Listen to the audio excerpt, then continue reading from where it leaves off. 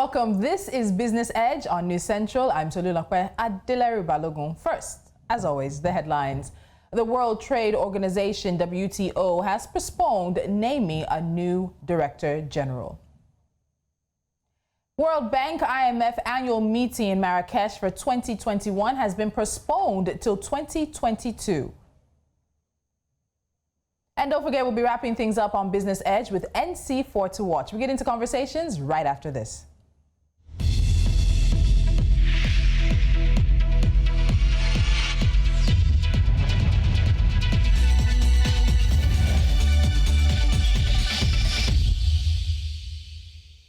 And our first story is about the World Trade Organization, which has postponed naming of a new Director General, saying the meeting scheduled for today, November the 10th, has been delayed until further notice. This is to allow member states consult. This could also signal the possibility of completing the year without appointing a substantive head. Now, the Geneva-based organization that is concerned with the regulation of international trade between nations had been expected to announce the appointment of Nigeria's Ngozi Okonjo-Iweala as its next Director General. David Walker, the New Zealand envoy to the WTO, who also chairs the General Council, said the meeting of ambassadors scheduled for November 9th will be delayed until further notice. Walker had on October 28th announced that Nigeria's former Finance Minister, Dr. Okonjo-Iweala, had been the candidate best placed to attract consensus support compared with the candidate from South Korea.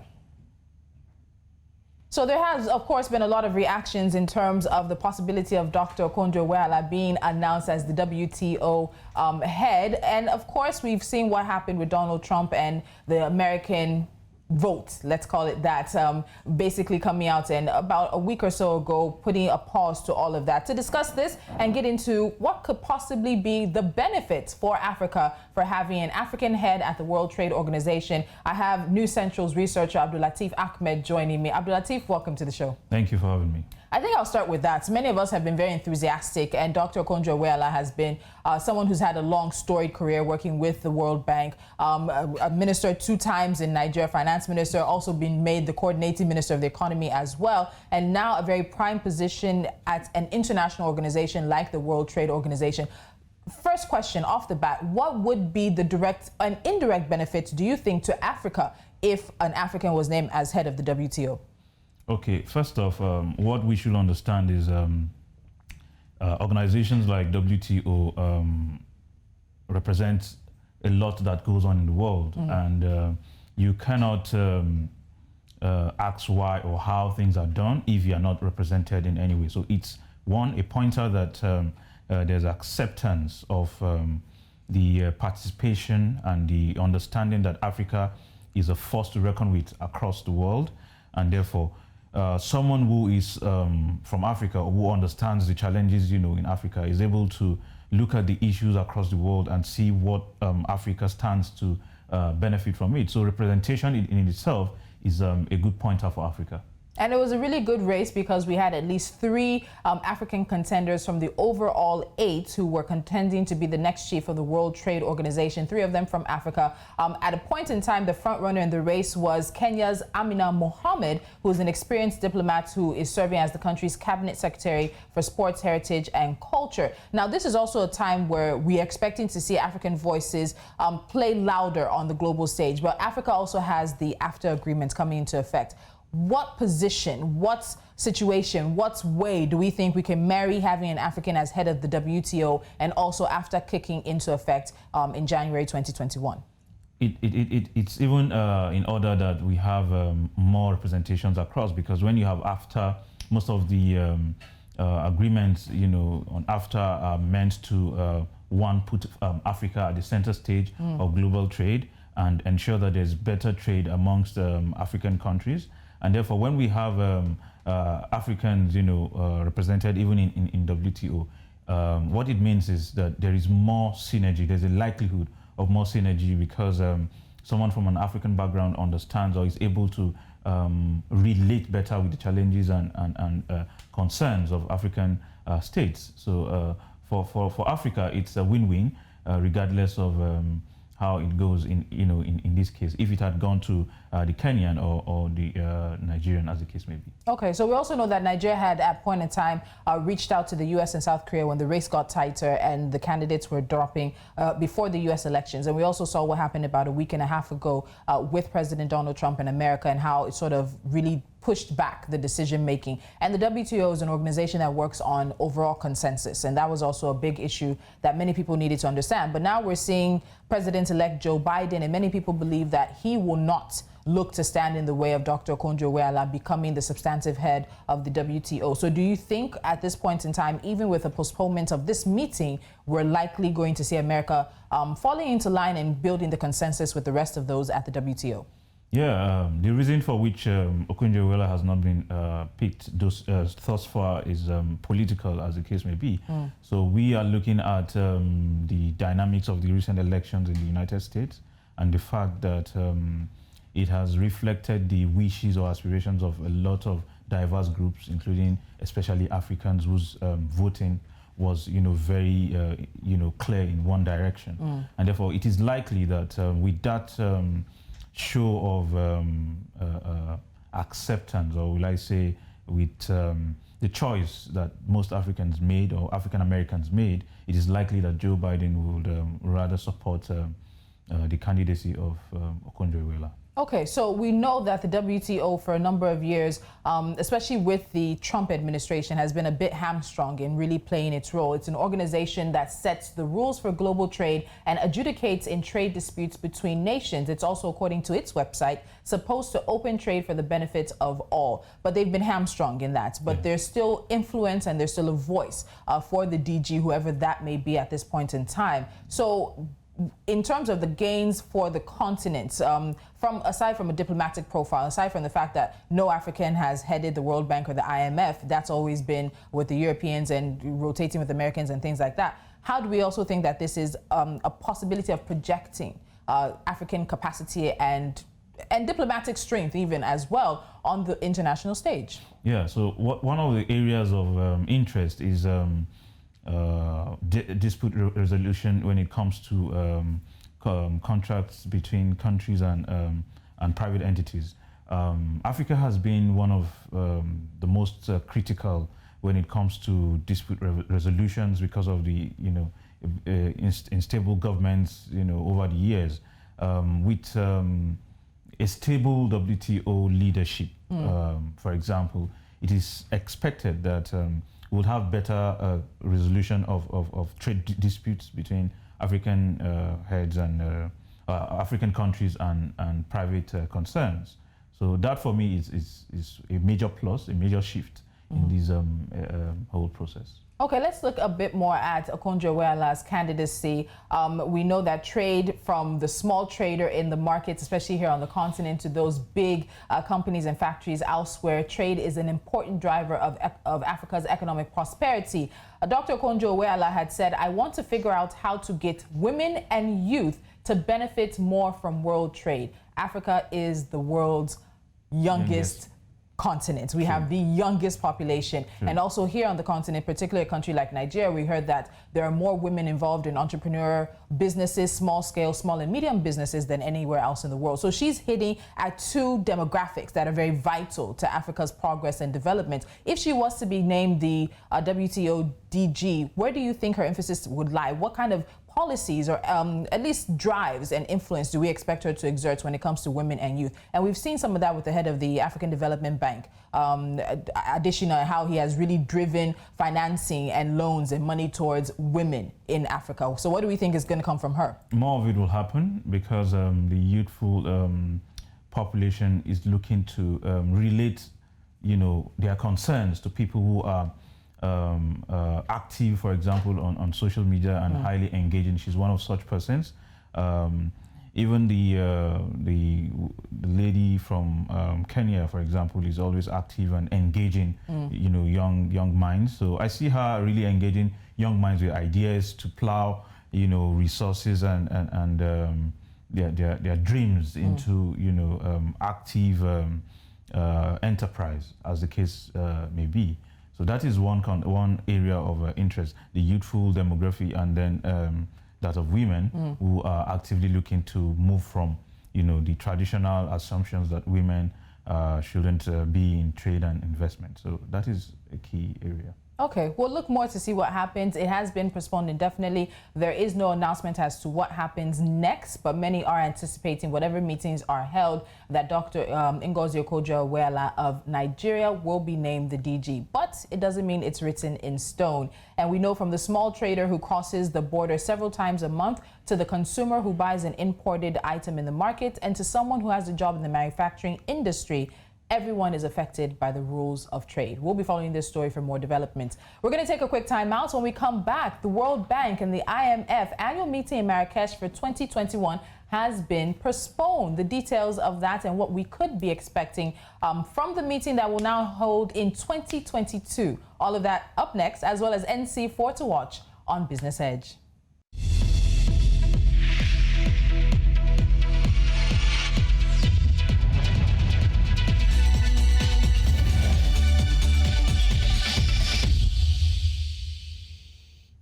Now, the Moroccan government, the World Bank, and the International Monetary Fund have announced that they will postpone plans to hold the World Bank Group IMF International Annual Meetings in Marrakech, scheduled for October 2021 until 2022, and that's due to the COVID-19 pandemic. The annual meetings are usually held for 2 consecutive years at the World Bank and IMF headquarters in Washington, and then in a member country every 3rd year.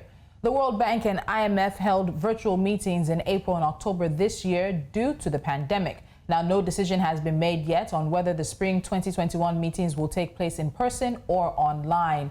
The meetings usually draw some 10,000 participants, including finance ministers, central bankers, private sector executives, civil society, media, and academics.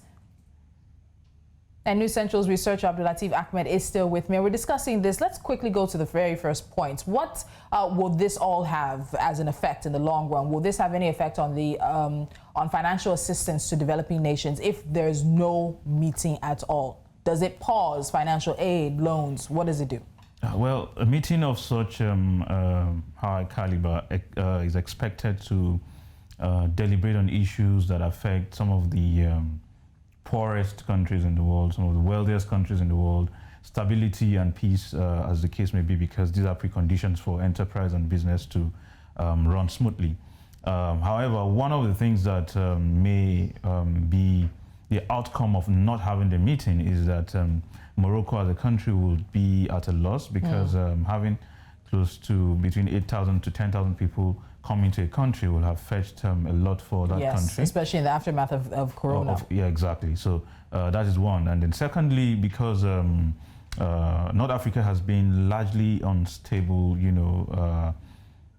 for a while now, because there has been protest over the years, there has been government change across a few of the countries. Libya has been, up and down, and you're looking at Western Sahara, the problems they've been having.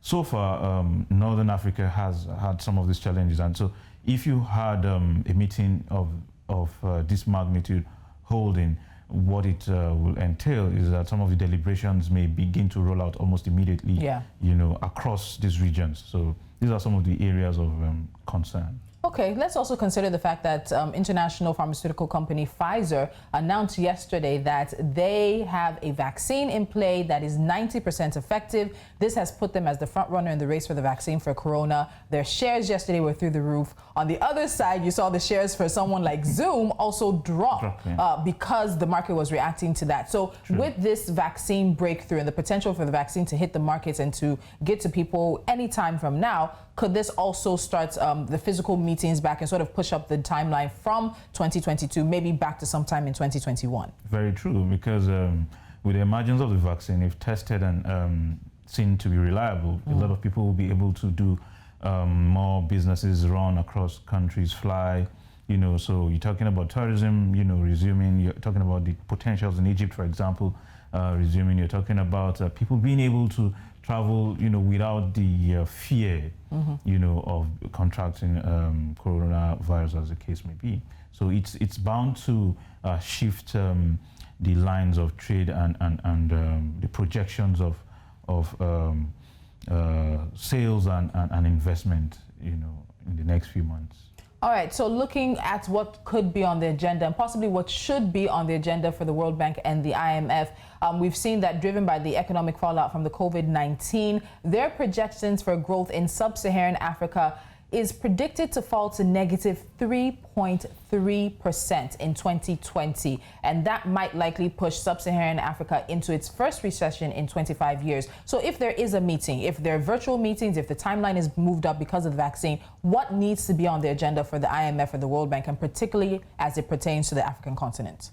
Boosting economies, and it has to be that when you want to boost economies, you have to inject a lot of funds into, the hands of ordinary citizens, because government is meant to provide enabling environment, and this environment has been obstructed by the fact that you cannot have inflow of goods and services, you cannot have imports, you cannot have exports, you cannot have movement of people across borders and all of it. So what we are looking at is that countries rejig their economic and fiscal policies so that the ordinary citizens of across the world will be able to get back on their feet, using the conditions that are now available to them. Debt relief, should that also be on the table, given the fact that we've seen a number of African leaders speak to the fact that they're expecting international lenders and as well as their debtors outside of the continent to give them debt relief? Africa has been hit heavy. We're looking at least $115 billion of output losses this year because of the coronavirus. And there's also the potential that this could push up to 40 million Africans into extreme poverty. So we've heard people like Cyril Ramaphosa say that he expects the West and international lenders to have some kind of debt relief program for the continent. Is that something you suspect the Bretton Woods institutions could get behind? Because we also have debts and loans taken out from the World Bank and the IMF as well. True. While it's expected that there should be that consideration, considering the human tragedy that would impact the world, globally if such happens. However, it is not automatic. There has to be horse trading, and there has to be agreements that are, agreeable by both parties. However, African leaders should be able to look at what to do in terms of when loans are secured, how they are able to process these loans, inject it into the economy and ensure that it is used for what it is sought for, instead of waiting for relief, because it is not automatic that, the fact that you've gotten a lot of debts that you have poorly managed, and therefore anybody will just erase this debt for you. Okay, so we know that the way things are playing out for different parts, different regions of the continent are different. In Eastern and Southern Africa, countries were hardest hit by the economic impacts of COVID, and that's because of the stronger output contractions in South Africa and Angola. In West and Central Africa, the decline in growth was projected to be driven mainly by oil exporters like Nigeria. Activity among non-resource intensive countries, including Cote d'Ivoire, Ghana, and Senegal, will be slow but not contract. But there is some good news on the horizon. We are expected as Sub-Saharan Africa to rebound in 2021, but that growth will vary across the countries. Yeah. So final question, after kicks in January 2021, while this is a year that many have written off, we are expecting some rebound in 2021, varying across regions, varying by economic policies down to the country. Beyond that, how much support do we think we can expect from the World Bank and the IMF? Loans are still there, and some of these are tied to policy changes and regulations and things that many African countries traditionally are slow to bring about. Yeah, so because most African states have looked forward to a workable after, there is need, or there is an understanding that most of the expectations of World Bank will be met, because you need some of these expectations in order to move on as as a group or entity that wants to grow and meet up, or even work closely with other bodies across the world. So we expect African countries to be able to look in the way of agreeing with what works for it, from what the World Bank expects of it. All right, AbdulLateef Ahmed, researcher at News Central, thank you as always for your time. Thank you for having me. All right, before we wrap things up, let's get straight into NC4 to watch. These are a few stories we're keeping our eyes on. Nigerian oil workers are posed for a strike. Now, oil workers under the umbrella of the Petroleum and Natural Gas Senior Staff Association of Nigeria, known as PENGASSN, have announced that they have instructed their members nationwide to begin withdrawing their services. The strike is pursuant to the oil workers' lingering disagreements with the Nigerian government over the directive on the registration of some of its members on the Integrated Payroll and Personal Information System, IPIS. Moving from the western part of the continent to the east, Ethiopian Airlines has added 2 new A350-900 Airbuses to their fleet. The airline has taken delivery of the 2 out of 10 of the new Airbuses it ordered in 2017, bringing the total number of its Airbus fleet to 16. CEO Mesfin Tasu noted that the airline is taking delivery of the aircraft at a time when the entire air transport industry is under a big challenge due to COVID-19. While many airlines are downsizing their operations, Africa's largest airline in terms of passengers carried, destinations served, fleet size, and revenue is expanding operations. Cyril Ramaphosa is to meet with U.S. Chamber of Commerce over investment. The South African President Cyril Ramaphosa will participate in a virtual business and investment roundtable today with representatives from 3 major business organizations from the United States. They are the Business Council for International Understanding, the Corporate Council on Africa, and the U.S. Chamber of Commerce.